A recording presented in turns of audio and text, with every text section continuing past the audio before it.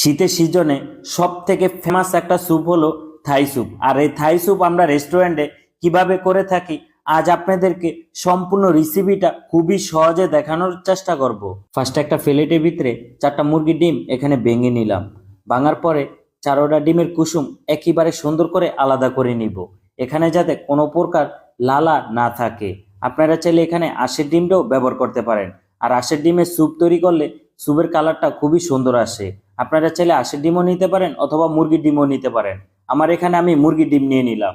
এখন অল্প একটু কর্নফ্লাওয়ার দিয়ে ভালো করে ডিমের কুসুমটা মিক্স করে নিব। আর অবশ্যই খুবই ভালো করে মিক্স করে নিতে হবে। আর কর্নফ্লাওয়ারটা অবশ্যই একটু পানি দিয়ে আগের থেকে গুলিয়ে নেবেন। এখন আমি জুলিয়ান চিকেন দিয়ে দিলাম। চিকেন দেওয়ার পর আবারও ভালো করে মিক্স করে নিব। এখন আমার আরেকটা প্লেটে এখানে ফার্স্টে দিয়ে দিলাম থাই পাতা, তারপরে দিয়ে দিলাম থাই আদা, এখন দিয়ে দিলাম থাই লেবু পাতা। অনেকে থাই পাতারে লেমন গ্রাসও বলে থাকে। এখন অল্প একটু কাঁচামরিচ দিয়ে দিলাম। আর এসব পাতাগুলো কারণ বাজার গোলশানে কিন্তু কিনতে পাওয়া যায়। আপনারা চাইলে ওখান থেকে কিনে একবারে তারপরে ডিপ ফ্রিজে করে অনেক দিন ধরে রেখে রেখে খেতে পারবেন। সবগুলো ইনগ্রিডিয়েন্টস ভালো করে মিক্স করে নিব। তারপর এখানে আরেকটু কর্নফ্লাওয়ারের পানি দিয়ে ভালো করে মিক্স করে নিলাম। এখন একটা কড়াইয়ের ভিতরে পানি দিয়ে দিলাম। আমার এখানে 1:4 একটা স্যুপ রান্না করব, ওই পরিমাণে পানি দিয়ে দিলাম। আপনারা কাপ মেপে পানিটা দেওয়ার চেষ্টা করবেন। তারপর এখানে 250 গ্রামের মতো চিলি সস দিয়ে দিলাম। আমার এখানে নূর কোম্পানির চিলি সসটা আমি ব্যবহার করেছি। আপনারা চাইলে যে কোনো কোম্পানির চিলি সসটা ব্যবহার করতে পারেন। বেস্টের চিলি সসটা ব্যবহার করলে আরও ভালো হয়। ফার্স্টে এখানে চিনি দিয়ে দিলাম, প্রায় 2 টেবিল চামচের মতো চিনি দিয়ে দিব।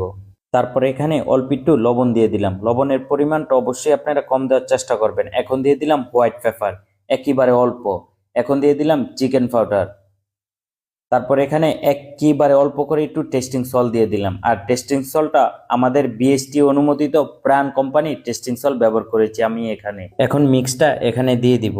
আর আপনারা কখনই এই ভুলটা করবেন না, ঠান্ডা পানির ভিতরে এই মিক্সটা ঢেলে দিয়ে দে। তারপরে কি হয়, স্যুপের কালারটা নষ্ট হয়ে যায়, স্যুপটা ফেটে যায়। আপনারা অবশ্যই চেষ্টা করবেন স্যুপটা যাতে খুবই ভালো করে গরম হয় অথবা বলক আসে, তারপরে কিন্তু এই মিক্সটা দেওয়ার চেষ্টা করবেন। কারণ এখানে কিন্তু খুবই একটা ইম্পর্টেন্ট সময়, না হলে কিন্তু আপনার থাই স্যুপ কখনোই হবে না। কারণ এখানে শুধু ডিমের কুসুমটা আপনি ব্যবহার করেছেন। এখন আমি কর্নফ্লাওয়ার দিয়ে দিব। আর কর্নফ্লাওয়ারটা আগেই পানি দিয়ে ভালো করে গুলিয়ে নিয়েছি।